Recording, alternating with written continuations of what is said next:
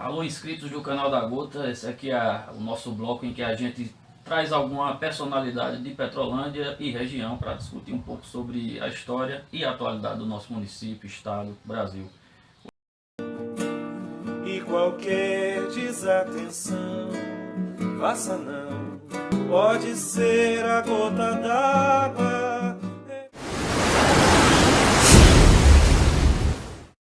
Hoje comigo aqui está Rômulo Pedrosa, presidente da Comissão Provisória do PSOL, Partido Socialismo e Liberdade, e também membro da Comissão Pastoral da Terra.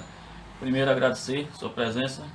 Hoje a gente vai falar um pouco sobre a história de Petrolândia, essa transição econômica que foi, que trouxe tantos reflexos para nós. A gente vai fazer uma análise do que foi a mudança de Petrolândia Velha para Nova, relacionada a essa barragem, os reflexos, porque o município tão rico enfrenta tanta desigualdade social, tantos problemas sociais. Então, seja bem-vindo, você pode se apresentar e já fazer a sua consideração inicial.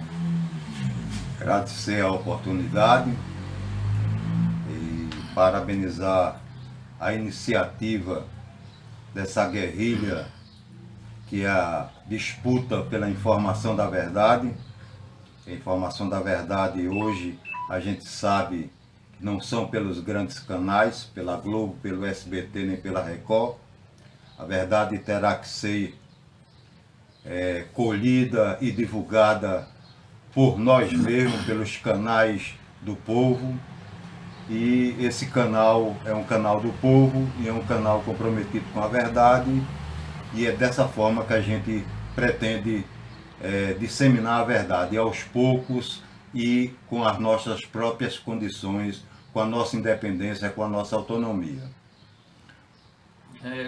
Dessa transição, o que foi para, como você avalia, como cidadão da cidade, você não estava na época que houve essa mudança, mas compreendeu todo o fenômeno social e econômico frente àquela transposição do município. Eu gostaria que você fizesse uma análise rápida de impactos positivos e negativos para a gente compreender a Petrolândia de hoje com base na nossa raiz. De fato, eu não estava presente na época do translado da Cidade Velha, dos moradores da Cidade Velha para cá, para Petrolândia. Mas desde 77, 78, 79, 80 que eu fui inserido nessa luta que a gente chamava terra por terra na margem do lago. Houve toda uma confluência em que a juventude no Brasil, com os ares de redemocratização, passaram a saber da verdade política do país e passaram a ter o maior nível de consciência política. Aqui em Petrolândia, a política do Ministério das Energias era captar o máximo possível de energia hidroelétrica. Daí a ideia de mais uma usina, a usina de Itaparica, que depois veio chamar Usina Luiz Gonzaga. O exemplo catastrófico que ficou foi o exemplo de Sobradinho, em que as pessoas foram ludibriadas e foram levadas a pique e receberam a água na canela, e por fim essa desgraça, essa miséria que é hoje Sobradinho. Nessa época havia no seio da Igreja Católica um movimento muito forte chamado Teologia da Libertação, e nós fomos contemplados em Petrolândia por padres que trouxeram essa teologia, que era a teologia do Cristo junto aos trabalhadores, do Cristo junto ao injustiçado, do cristão, aquele que luta por justiça. Eles trouxeram o exemplo de Sobradinho. Olha, Sobradinho foi assim, ninguém lutou, perdeu-se tudo. Será que vocês aqui em Petrolândia vão querer desse jeito? Então começou-se toda uma organização a partir da igreja para as comunidades rurais, e isso se transformou num grande movimento sindical forte, com repercussões a níveis nacionais e com vitórias concretas, que foram o Acordo de 88. Então, houve toda uma confluência de fatores desde o começo da abertura política no país até a chegada do exemplo negativo que foi o reservatório de Sobradinho e a influência da Igreja do Povo, da Teologia da Libertação, na organização do movimento sindical e das comunidades eclesiais de base para o enfrentamento dessa obra que viria para transformar o país e principalmente a cidade e o povo morador. Essa histeria coletiva já existia à época com essa frente da igreja, porque hoje a gente vê grupos da própria igreja católica condenando e demonizando a teologia da libertação. Você percebia isso já naquela época? Ou naquela época a população estava mais aberta a uma igreja que fosse de encontro ao povo trabalhador? A igreja é uma instituição milenar, não é? A igreja primitiva foi única e exclusivamente dos excluídos e dos injustiçados e daqueles que lutavam por justiça. Depois passou a ser a igreja dos ricos, dos reis, dos vice-reis e etc e tal. Depois, com a movimentação, o Concílio Vaticano II, o Concílio de Puebla e Medellín na Colômbia e Puebla no México, houve toda essa teologização de quem era o Cristo. Aonde devia estar essa igreja? Houve um crescimento muito grande e, ciclicamente, a crise de geração, a crise de valores, a crise ética também atingiu a Igreja Católica. E a crise econômica também atingiu, fazendo surgir essa que é hoje a teologia da prosperidade. Você acredita em Deus, pode ganhar um carro na próxima semana ou chegar ao banco e encontrar 300 mil reais na sua conta, que é essas igrejas de esquinas que estão por aí, são verdadeiras caça-níqueis.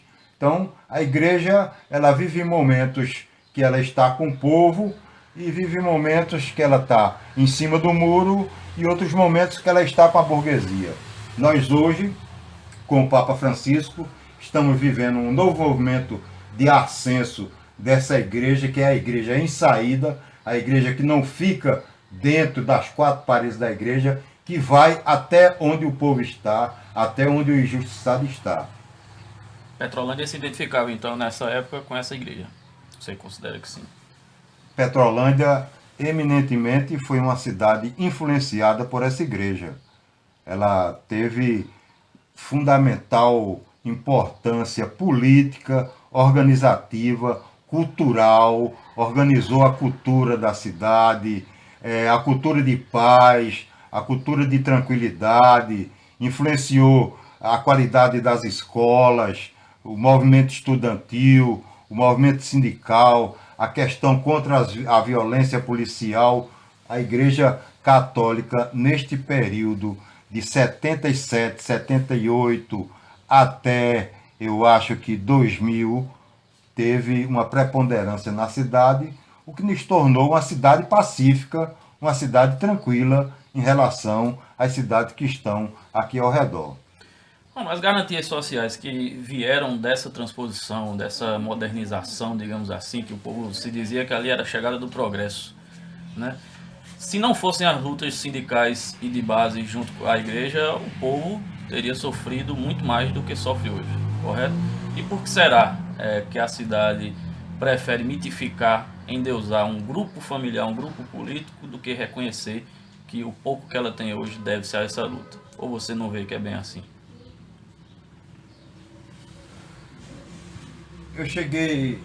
Eu fiquei em Petrolândia até 1980, voltei de São Paulo em 1994.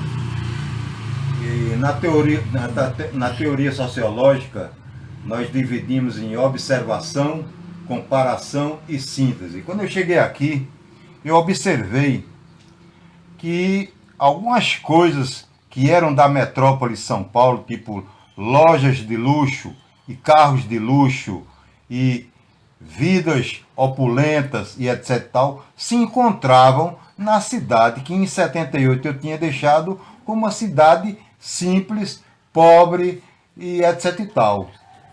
Então, de fato, a luta pelo reassentamento, a luta pelas agrovilas trouxe um desenvolvimento para a cidade que foi fundamental para essa cidade que é hoje uma cidade rica, mas começando a construir uma massa de pobres, essa massa de excluído que vai do Boa Esperança para lá.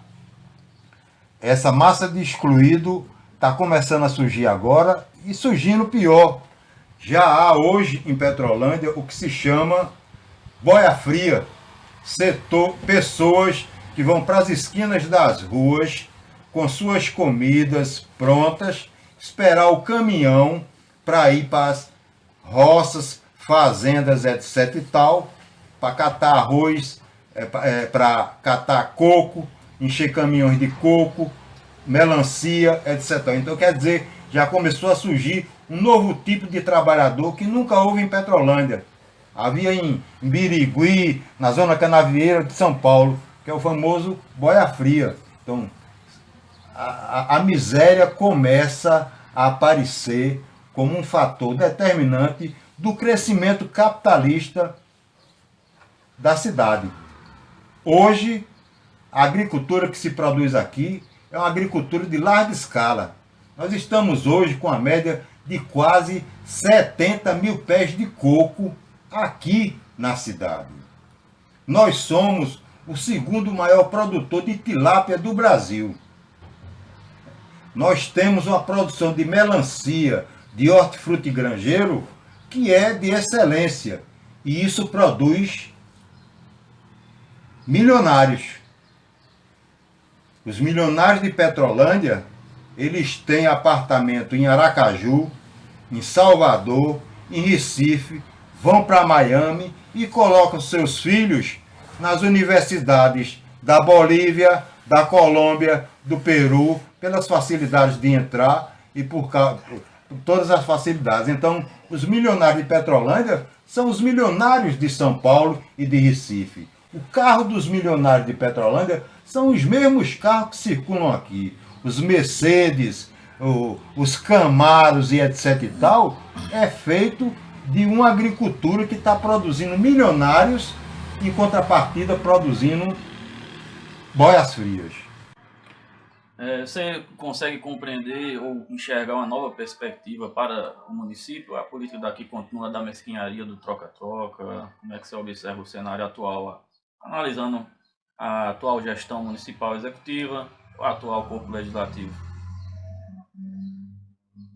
Petrolândia, desde o período da redemocratização, 78 em diante, com as candidaturas de Jarbas Vasconcelos para o Senado, na época Jarbas Vasconcelos, com a eleição do senador Marcos Freire, com a influência de Dom Helder Câmara e etc e tal, Petrolândia foi uma cidade que sempre votou na oposição.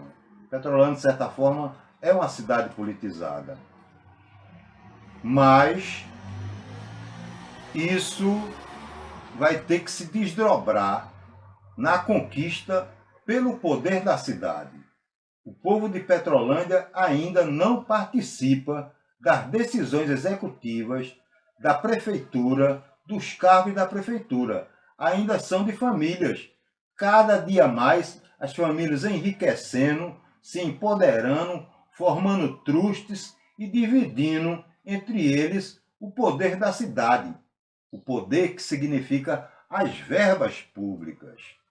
As verbas públicas hoje estão no poder dos setores mais abastados da cidade.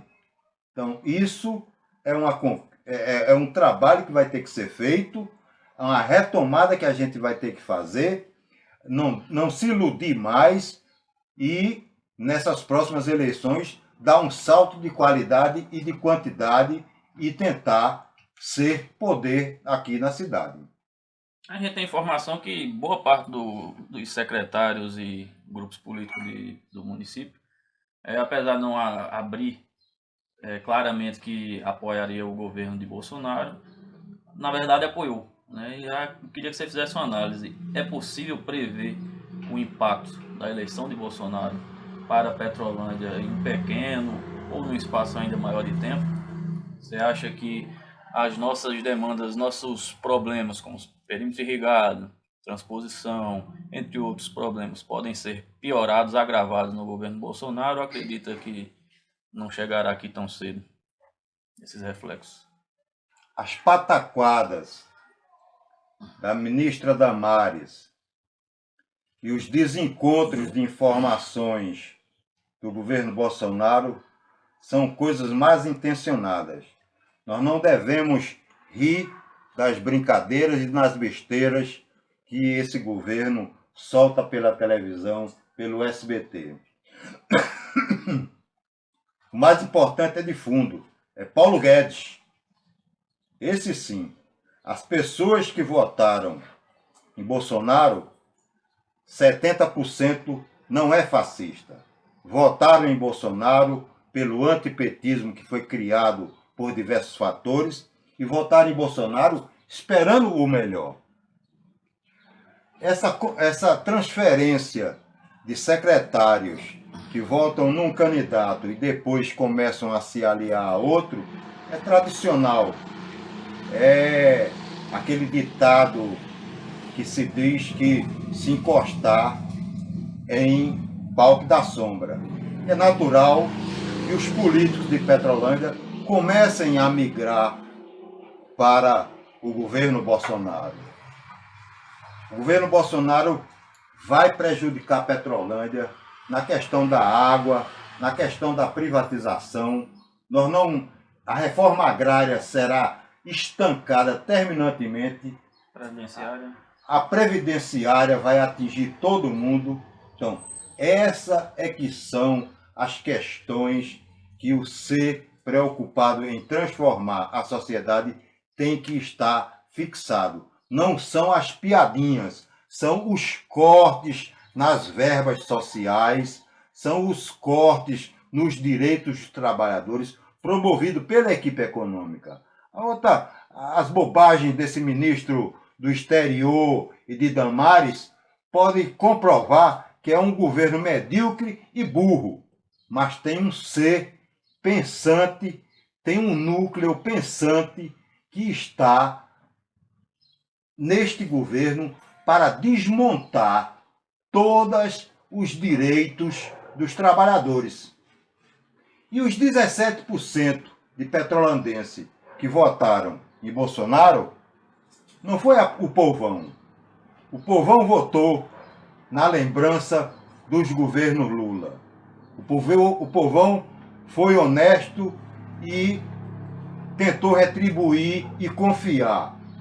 Quem votou, os 17% que votaram em Bolsonaro, são militares, familiares de militares, pessoas com problemas psicológicos com tendência à psicopatia, donos de pequenos comércios que forçaram seus funcionários a votarem em Bolsonaro, tudo ligado e preocupado em emergenciar o fim dos direitos trabalhistas. Hoje em Petrolândia, nós temos uma média de quase 1.500 trabalhadores no comércio. Esses trabalhadores serão demitidos e serão recontratados com salário com quem oferecer trabalhar por menos e sem direitos. Então, essa aqui é a questão central do governo Bolsonaro para a Petrolândia. Quem votou? Os pequenos comerciantes, os grandes fazendeiros e proprietários de terra e produtores de coco, de mamão, de melancia.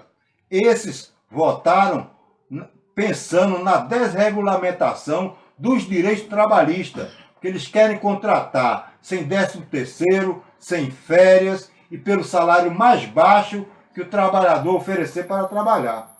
Esses é que são os 17% que votaram em Bolsonaro. E não vai vir nada de bom. Esse pessoal, a maioria, os 70% que votaram em Bolsonaro, quando descobrirem que o salário que ficou menor, quando descobrirem que o gás ficou mais caro, quando descobrirem que seus direitos trabalhistas estão sendo cortados, quando descobrirem que o desemprego vai aumentar em detrimento do subemprego e do emprego informal, esses vão descobrir, como descobriram quando votaram em Collor.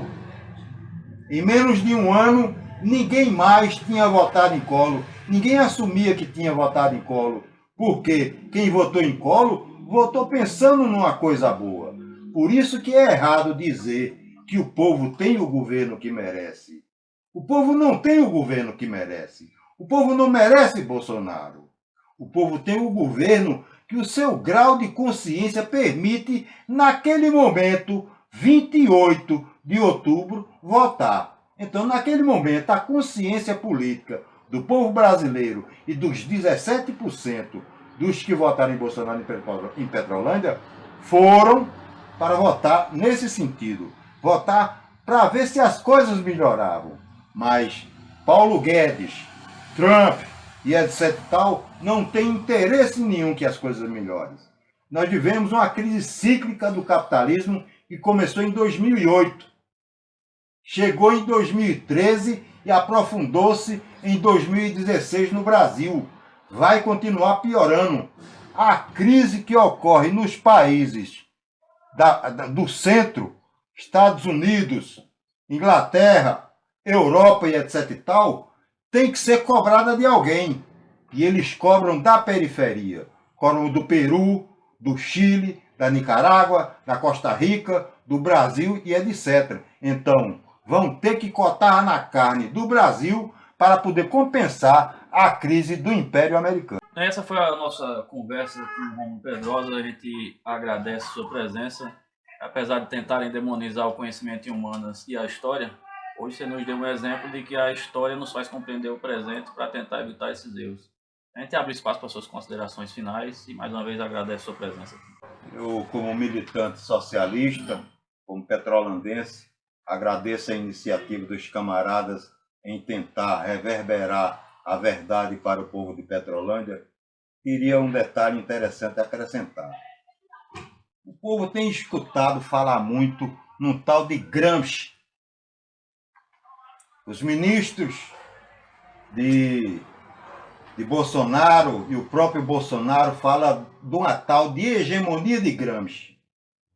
Olha, essa hegemonia que o Gramsci fala, se existisse de fato no Brasil, Bolsonaro não tinha ganho. Eles falam que a hegemonia é botar professores na universidade, nas escolas, nos postos públicos e etc e tal. Essa hegemonia é mentirosa, porque se ela fosse verdadeira, quem tinha sido eleito era Haddad. Porque nós teríamos a maioria dos professores universitários, a maioria dos funcionários e etc e tal. A hegemonia que Gramsci fala é a formação de um novo Estado. É uma hegemonia para conquistar um novo Estado. Quando ele fala em intelectual orgânico, não é o intelectual da universidade. Nós temos necessidade, a universidade é uma criação da evolução da humanidade. Mas quando ele fala intelectual orgânico, é o intelectual que milita, que está na atuação prática, concreta. Esse nós estamos construindo ainda. Às vezes cai, diminui, às vezes aumenta. Agora, o Gramsci de Bolsonaro não é o Gramsci que escreveu obras que são incontestes com relação à cultura, à educação e à política. O Gramsci do povo, o Gramsci dos operários de Turim, na Itália, é o Gramsci que quer melhores salários, que quer mais emprego, mais educação, mais divertimento, mais cultura e povo no poder. Não é esse Gramsci que eles falam aí. Pronto, a gente encerra aqui esse bate-papo com o companheiro Rômulo Pedrosa e agradece a você que ficou até o final do vídeo. Pede que ajude a divulgar, compartilhar, se inscrever, acionar o sino, né, do nosso canal para ajudar a divulgar e promover essa formação de conteúdo aqui do canal da Guto, que é uma alternativa de informação. Muito obrigado.